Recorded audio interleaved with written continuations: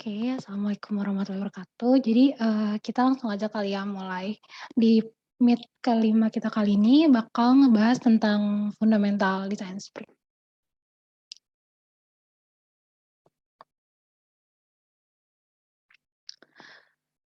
Pertama, jadi kan dari yang kita tahu ya, dunia bisnis di era digital saat ini tuh kayak bergerak serba cepat. Jadi persaingan pasar global pun jadi hal yang nggak bisa kita hindarin lagi. Jadi tuh kita perlu kayak memahami pelanggan atau user kita buat kayak kalau misalkan kita mau meluncurkan produk ke pasar.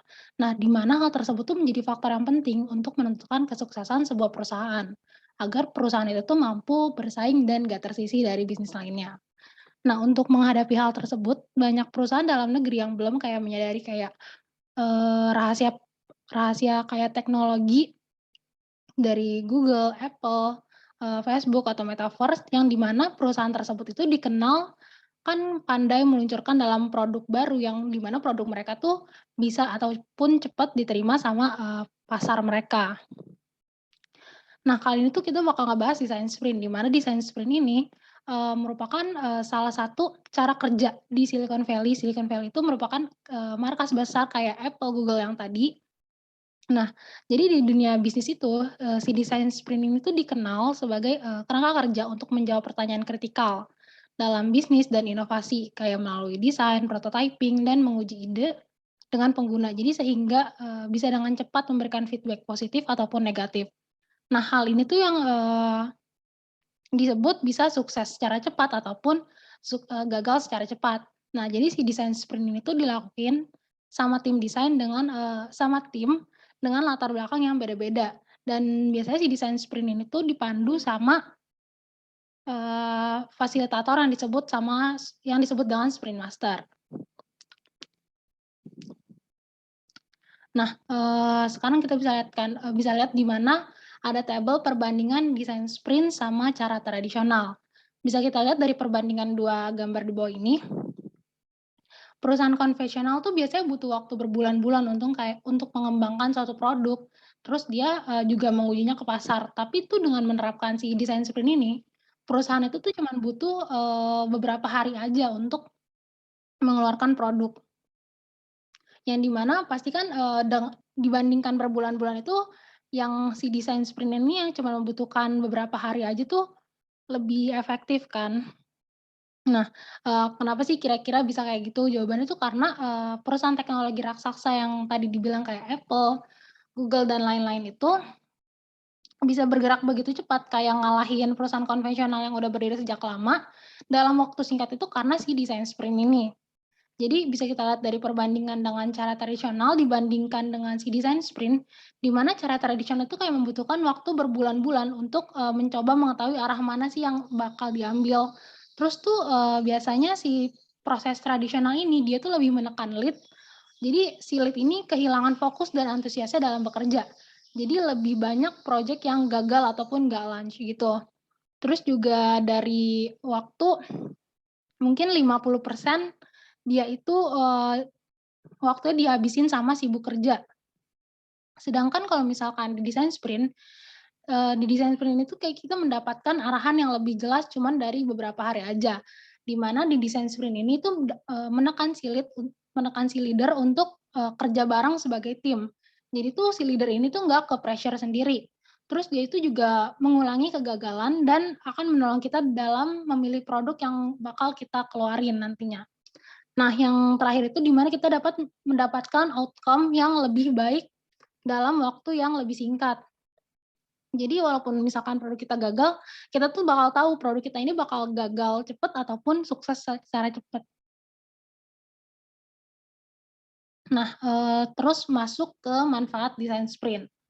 Untuk, bisnis dan inovasi, perusahaan di mana desain sprint itu, punya manfaat sebenarnya. Di mana di sini manfaat pertamanya yaitu mendapat umpan balik pengguna sebelum terlambat.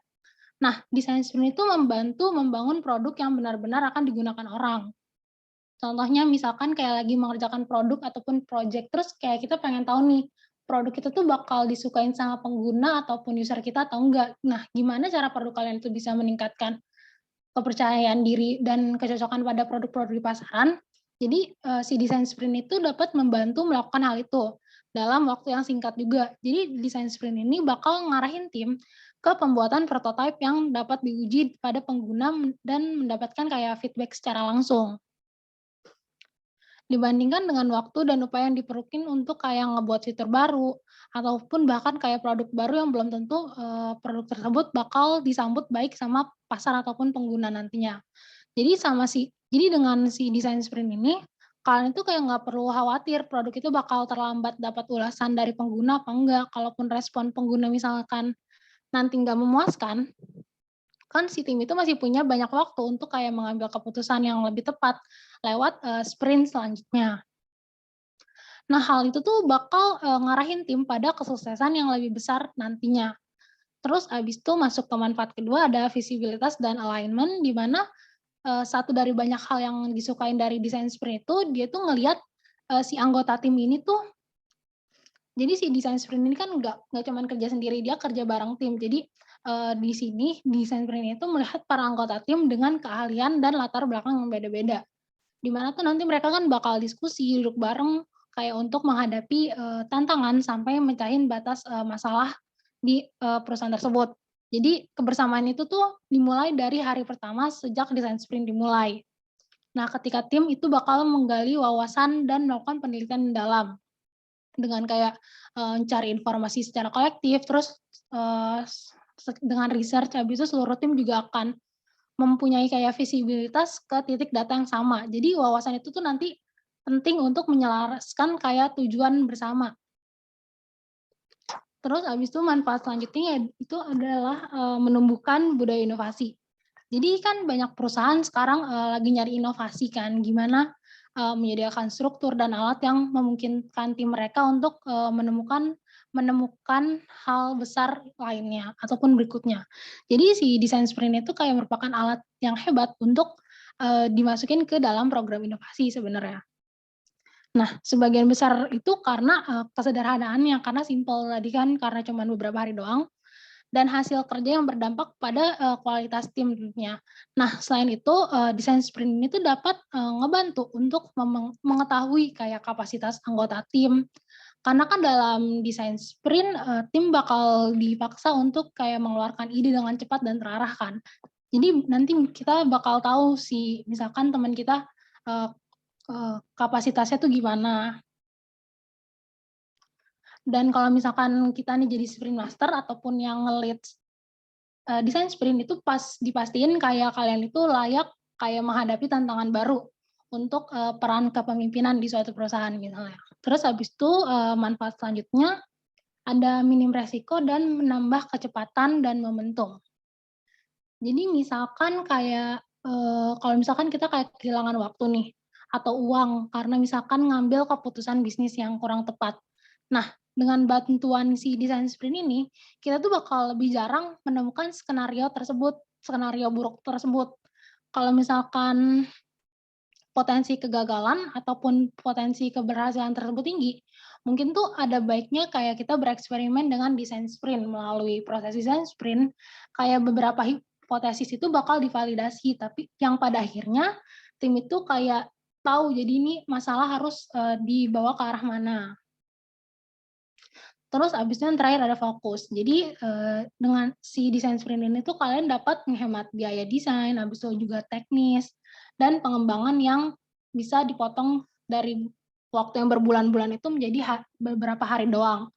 Jadi kalian dapat memasarkan produk, ide, ataupun fitur dengan lebih cepat. Karena kalau misalkan udah fokus pada satu hal, bahkan, kan kita juga bakal lebih fokus kan. Nah, biasanya jumlah, anggota tim yang diselesaikan itu juga kecil. Nah, selanjutnya kita, masuk ke tim desain sprint. Jadi tujuan menggunakan desain sprint itu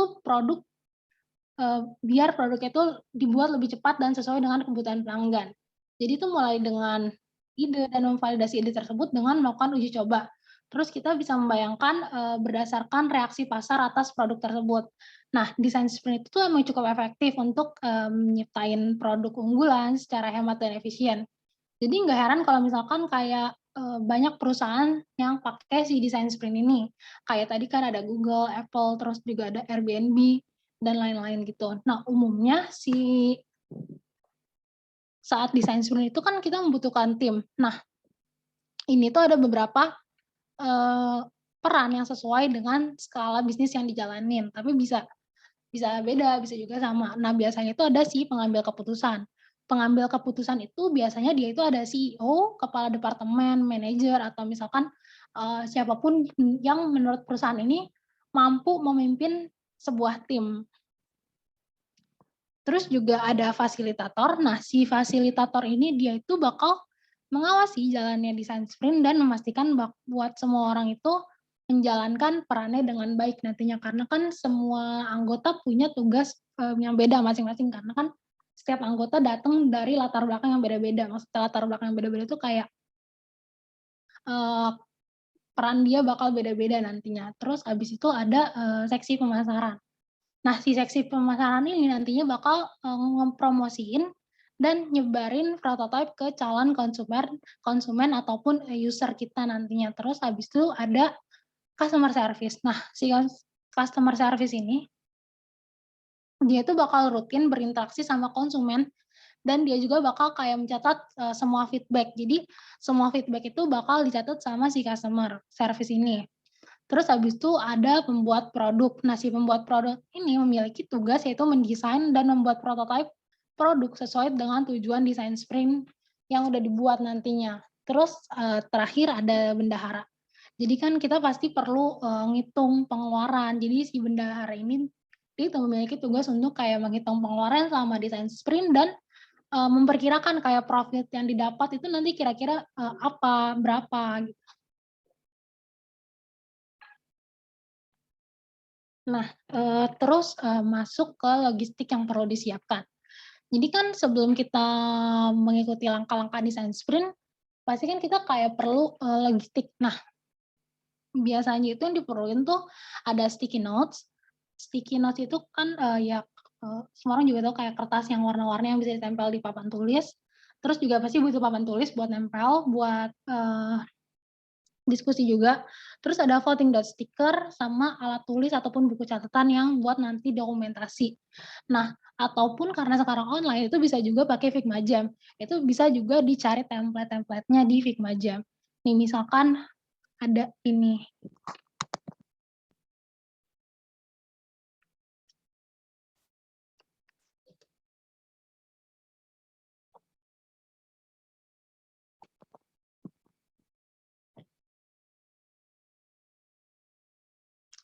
nih bisa kita lihat di sini tuh udah ada juga template-template kayak desain sprint,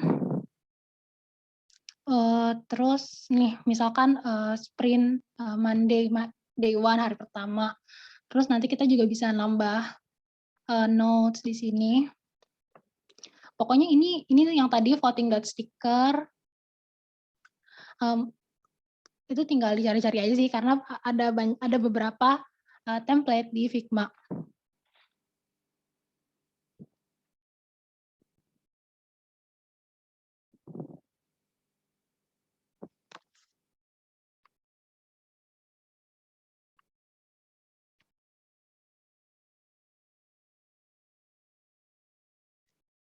Nah, ini contoh kalau misalkan perusahaan lagi kayak melakukan desain sprint. Terus habis itu kita masuk ke tahapan desain sprint. Nah, sebelum masuk ke tahap desain sprint juga ada tahapan sebelum kita kayak memulai desain sprint. Di sini tuh ada 2, yaitu menetapkan pertanyaan tantangan sama membuat project map. Jadi menetapkan pertanyaan tantangan itu, jadi sebelum desain sprint hari pertama biasanya tuh bakal netapin dulu pertanyaan tantangan untuk sprint. Misalkan kayak pengen merancang desain nih buat pria berusia 24 sampai 35 tahun dengan target yang diluncurkan pada kuartal tahun 2022 misalkan.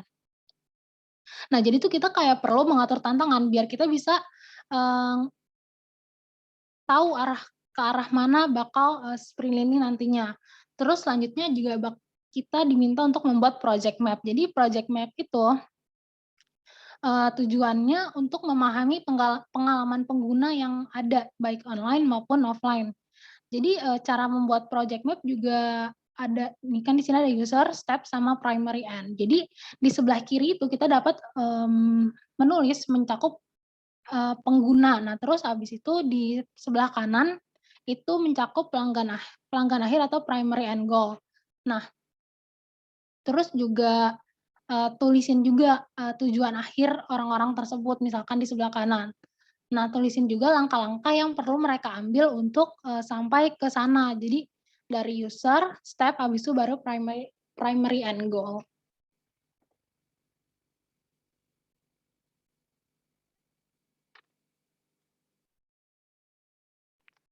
Nah, terus masuk ke tahapan desain sprint. Nah, jadi desain sprint itu juga nggak asal dilakuin, di mana kan semua ada tahapnya. Di sini dimulai dari day 1 sampai day 5, di mana hari pertama itu dimulai dari understand ataupun memahami. Jadi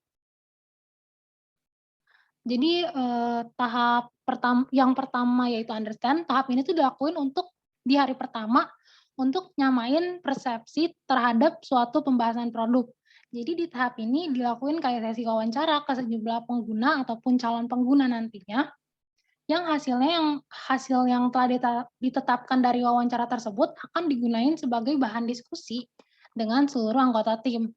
Nah, output-nya itu bentuknya bakal berbentuk struktur permasalahan untuk diselesain lewat proses desain di hari selanjutnya. Nah, terus hari kedua ada leverage atau mengembangkan. Nah, tahap selanjutnya yaitu leverage. Jadi tahap ini itu dilakuin di hari kedua, di mana anggota dari setiap tim desain sprint nantinya itu bakal ngasih ide ataupun kayak gagasan sebanyak-banyaknya tentang produk yang nantinya akan dibuat. Terus habis itu selanjutnya mereka harus melakukan rancangan di sebuah kertas yang masih berupa rancangan kasar dengan tujuan supaya orang lain tuh bisa bisa tahu tentang ide mereka. Jadi orang lain bisa ngebayangin tentang ide mereka. Terus habis itu di hari ketiga yaitu decide ataupun memutuskan. Jadi di hari ketiga ini dalam tahap ini tuh tim itu bakal berkumpul untuk memutuskan rancangan terbaik dengan cara melakukan voting. Nah, makanya tadi kan butuh voting dots kan. Nah, rancangan dengan jumlah voting terbanyak itu bakal diperbaiki menjadi sebuah desain yang lebih rapih nantinya dari desain yang sebelumnya cuman dibuat. Terus habis itu ada tahap ataupun hari keempat, yaitu prototype, di mana dilaksanakan di hari keempat si prototype ini. Nah, pada tahap ini tim developer itu bakal ngebuat prototype berdasarkan desain yang telah disetujui. Jadi prototype ini tuh disusun dengan cepat untuk menampilkan visualitas produk yang bakal diluncurin nantinya tuh. Terus masuk ke tahap kelima, di hari kelima yaitu validate ataupun validasi. Jadi di hari kelima ataupun hari terakhir ini di validate bakal dilakukan prototipe ini tuh bakal diuji secara langsung ke user ataupun pengguna nantinya. Setelah mendapatkan hasil validasi yang telah dilakukan, hasil tersebut itu bakal digunakan sebagai dasar penentuan proses iterasi. Nah, tadi kan cuman kayak penjelasan singkat dari understand sampai, validate, terus selanjutnya juga bakal ngebahas tentang penjelasan detail hari per hari dari si desain sprint itu, bakal ngapain aja.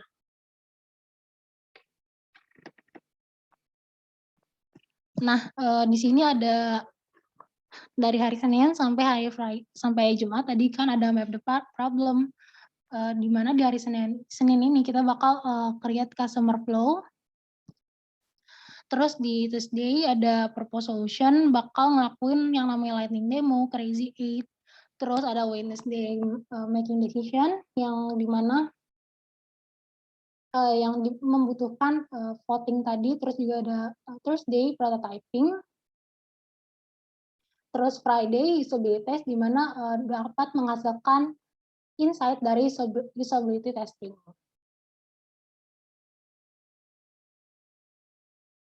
Nah, ini yang hari pertama tadi, pertama Monday map the problem. Jadi tuh hari pertama kick off design sprint biasanya tuh dimulai pada hari Senin ketika semua orang tuh masih fresh dan, semangat.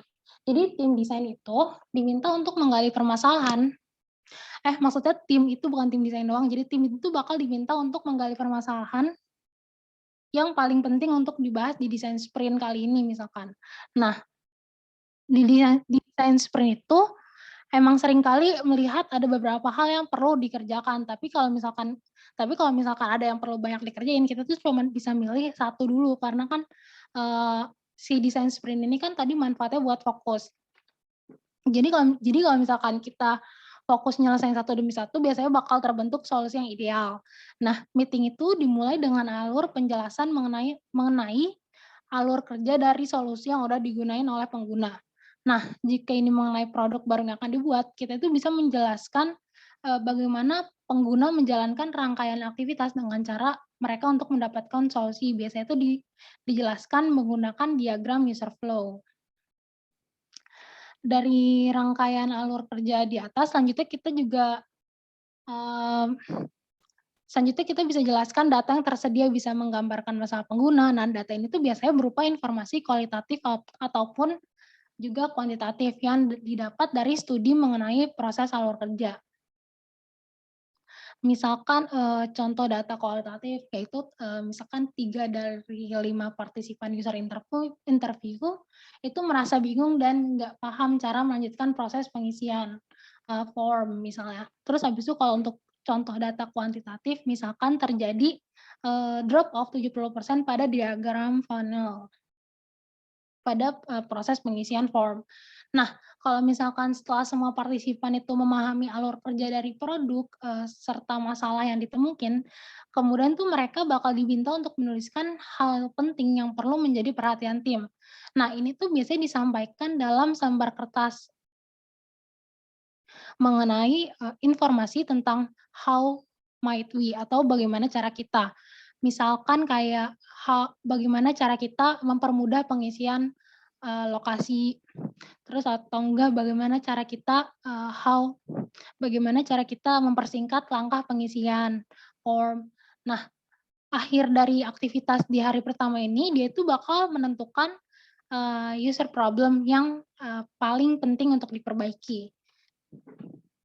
Di sini itu, seseorang pembuat keputusan diharapkan untuk menentukan, how might we mana yang paling relevan terhadap goal dari tim mereka. Nah, final hasil dari day one ini biasanya ada user problem tadi.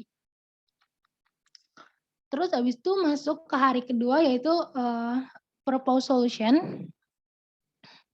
Jadi di sini ada 2 kegiatan, di mana kegiatan itu yang disebut lightning demo sama, crazy eight. Jadi, desain sprint ini tuh dia memfasilitasi hal yang disebut dengan lightning demo. Lightning demo itu merupakan kayak konsep untuk mempresentasikan pendekatan yang diambil oleh suatu kompetitor secara cepat dan terstruktur. Nah, biar terbentuk engagement yang baik dari semua partisipan meeting. Nah, kita tuh bisa meminta semua orang untuk mempersiapkan lightning demo version mereka. Biasanya itu lightning demo version per orang itu 5 sampai 15 menit untuk setiap orangnya. Untuk setiap konsep yang diperkenalkan di desain sprint ini, melalui aktivitas yang namanya Crazy Eight. Jadi, sebenarnya Crazy Eight ini rada mirip sama kayak konsep brainstorming. Cuman, biasanya proses ini tuh dilakuin secara individual. Jadi setiap orang itu di Crazy Eight ini bakal dikasih kayak selembar kertas A4 yang, dilipat-lipat menjadi 8 bagian. Kan tadi Crazy Eight jadi dibagi menjadi 8 bagian kertas A4 tersebut. Kemudian dengan kertas tersebut mereka itu diminta untuk menggambarkan 8 konsep yang, bisa menjadi solusi dari masalah yang dipilih tadi. Nah, semua orang partisipan itu cuman diberi waktu 8 menit. Jadi kira-kira tuh 1 menit per, sekat. Nah ini, ada contoh misalkan ini lagi lightning demo yang di kanan ini contoh dari Crazy Eight yang kertas dilipat-lipat terus, dibikin jadi 8 tadi. Terus habis itu masuk ke hari ketiga yaitu make decision. Jadi dimulai dari jadi hari ketiga ini tuh dimulai dari recap aktivitas sebelumnya, yaitu kan Crazy Eight tadi. Jadi, kalau misalkan di Crazy Eight itu ada yang kurang jelas, biasanya, orang itu bakal nanya tentang, konsep mereka di hari ketiga ini. Nah, biasanya di hari ketiga ini waktu yang kayak tepat untuk klarifikasi sebelum misalkan dilakukan proses demokrasi untuk menentukan, eee, winning konsep ataupun pembuat keputusan yang masih mempunyai kuasa untuk memvote. Nah, di mana winning konsep ini bakal melalui aktivitas Zen voting. Nah, Zen voting itu, di mana diberi sejumlah hak suara dengan jumlah terbatas untuk memilih konsep yang paling menarik menurut mereka. Jadi dalam Zen voting ini, partisipan desain sprint ini diberi sejumlah hak suara dengan jumlah terbatas. Biasanya tuh mereka dikasih suara 2 sampai 3 untuk memilih konsep yang paling menarik dari semua kertas yang ada tadi, yang di Crazy Eight tadi itu. Nah, proses ini dilakukan secara, hening biasanya. Nah, hal tersebut itu kenapa dinamain proses itu disebut Zen voting. Nah, dan proses ini ada juga proses winning concept. Jadi nggak semua itu bakal digunain jadi solusi yang udah dibuat sama tim tadi. Nah, pembuatan keputusan masih mempunyai kuasa untuk memvote kalau misalkan dirasa perlu. Jadi kalau misalkan suara mayoritas menggambarkan calon solusi yang paling menarik dari beberapa konsep yang populer, tim itu bakal melanjutkan diskusi untuk membuat alur cerita, eee, solusi dalam solusi dalam sudut pandang pengguna. Terus habis itu masuk ke hari keempat, yaitu ada prototyping. Jadi pada, 2 hari terakhir ini fokus itu tertuju pada proses validasi dari solusi yang dibuat. Nah, sebelumnya kan kita perlu ngebuat prototipe UI design yang cukup detail. Nah, sehingga tampak seperti aplikasi sesungguhnya nanti di mata, pengguna ataupun user, namun jangan terlalu menghabiskan waktu banyak nantinya. Jadi tuh kita diminta untuk kerjain apa yang bisa dikerjain dalam 1 hari doang pada umumnya. Jadi si UI design ini tuh dibuat menggunakan tool, kayak, Sketch ataupun Figma, tergantung, preferensi tim desain nantinya. Nah, setelah semua halaman utama dari user interface itu udah jadi. Nah, untuk itu kita juga bisa menggunakan tool seperti, Marvel App ataupun InVision agar, bisa bekerja secara efisien. Si tim ini tuh bisa dibagi-bagi perannya, misalkan ada makers. Jadi, si makers ini para UI designer bisa merealisasikan semua komponen UI design yang diperluin. Terus juga ada stitcher, jadi stitcher itu membuat, komponen UI design menjadi rangkaian alur dalam prototype. Selanjutnya ada copywriter, jadi dia itu, si copywriter ini bakal, mikirin, penggunaan kata-kata apa sih yang tepat buat ditaruh di produk nantinya, biar kan si user itu ataupun pengguna nantinya lebih gampang dalam memahaminya. Terus juga ada asset collector, di mana dia itu bakal ngebantu mengumpulkan aset desain yang diperluin sama si makers nantinya. Terus juga ada interviewers. Jadi interviewers ini bakal nyiapin skenario dalam script usability test yang bakal dilakuin keesokan harinya. Jadi dia juga mengundang partisipan interview dari kalangan yang tepat sesuai dengan persona pengguna atau user persona. Terus habis itu masuk ke hari kelima. Nah, di hari kelima ini ada usability test. Jadi di hari terakhir design sprint, kita bakal ngelakuin validasi dari solusi yang dipilih. Tujuannya itu untuk mengetahui apakah kayak pengguna bisa memahami alur kerja solusi tanpa kesulitan atau enggak. Berarti kan setelah mendapatkan konfirmasi jika solusi yang diambil udah tepat, itu bisa menyelesaikan masalah pengguna. Nah, dari data tersebut disebutkan kalau misalkan jumlah partisipan yang ideal untuk usability test biasanya itu 5 orang. Nah, si 5 orang ini tuh harus udah bisa mewakili suara dari mayoritas populasi, asalkan diwakili oleh pengguna sesuai dengan user persona yang sesuai. Nah, terus juga kita harus memastikan si disabilitas itu berjalan dengan objektif dengan prototype desain yang dibuat. Nah, kita bisa ngasih tugas kepada partisipan untuk menyelesaikan suatu aktivitas misalnya. Jadi kita tuh nggak usah ngasih clue apapun terkait langkah yang perlu partisipan ambil ataupun lakukan. Jadi baiknya itu si proses usability test itu direkam agar bisa dipelajari nantinya. Nah, ini ada kayak kesimpulannya, tadi kan Monday sampai Friday ada Monday ada make a map and choose a target, terus dia ada sketch, completing solution, Wednesday decide on the best, terus dia ada build a realistic prototype, dan yang terakhir test, ngetes with target customer.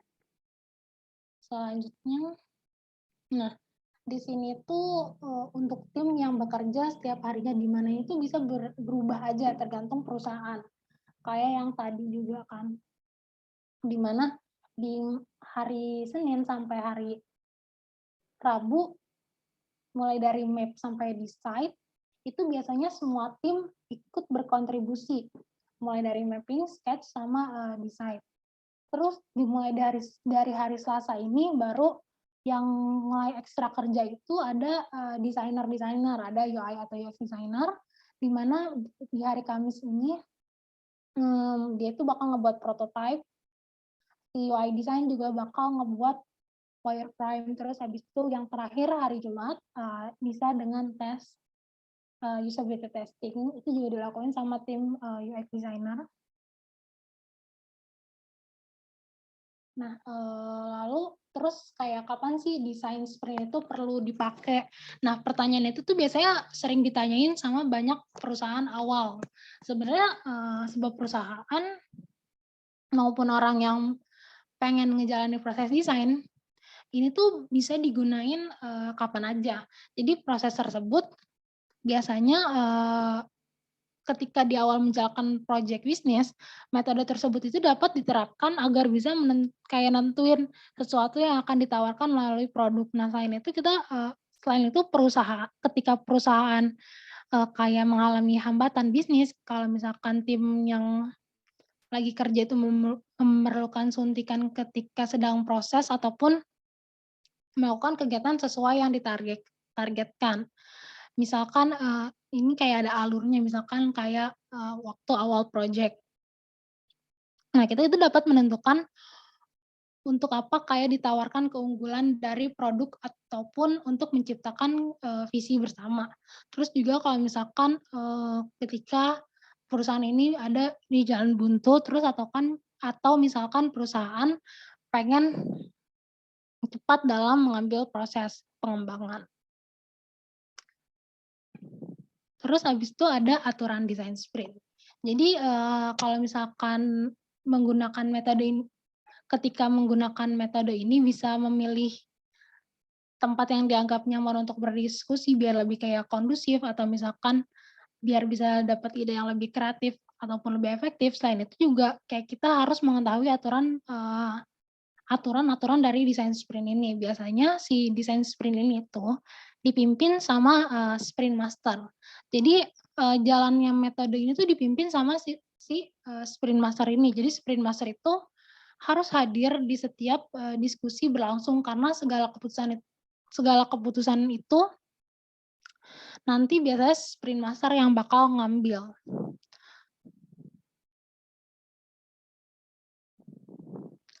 Nah, si sprint master ini tuh dia juga harus mempunyai kemampuan untuk kayak, memimpin tim. Nah, kemampuan tersebut biasanya tuh kayak, problem solving, tanggung jawab, terus juga kan dia juga harus bisa mengambil keputusan. Terus juga tim diskusi itu, tim desain sprint ini biasanya minimal itu 3 orang. Nah, seenggaknya tuh dalam sebuah tim memiliki anggota dengan jumlah 3 orang. Tujuannya itu biar, mereka itu bisa saling tukar gagasan ataupun tukar ide. Mungkin, segini aja sih materi tentang desain sprint. Kalau misalkan ada yang mau ditanyain boleh tentang desain sprint ataupun tentang, project kemarin yang, final project. Oh ya, final project itu juga jadi, salah satu syarat buat dapet sertifikat sih selain absen. Jadi kalau bisa untuk tim itu udah mulai bikin, Figma-nya. Mungkin itu aja sih buat hari ini.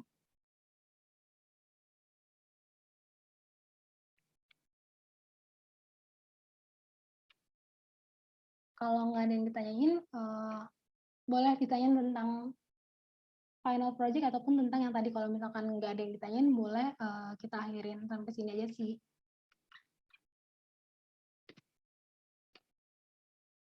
Makasih semuanya. Assalamualaikum warahmatullahi wabarakatuh.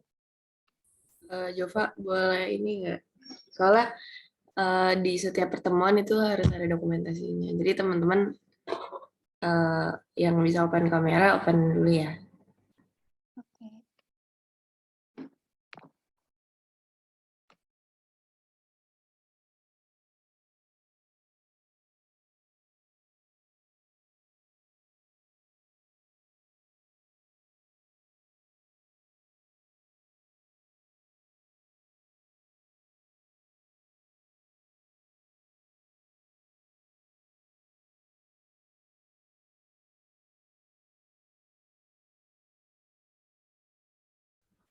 Iya, yang lain yuk.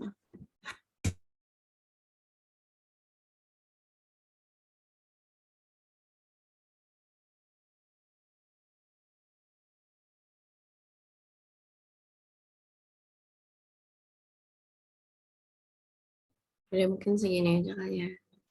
Ini WSS ya. 1, 2, 3. Oke, karena cuma satu slide doang, jadi udah aja Pak, gitu aja. Terima kasih. Makasih Era, makasih juga semua, makasih ya.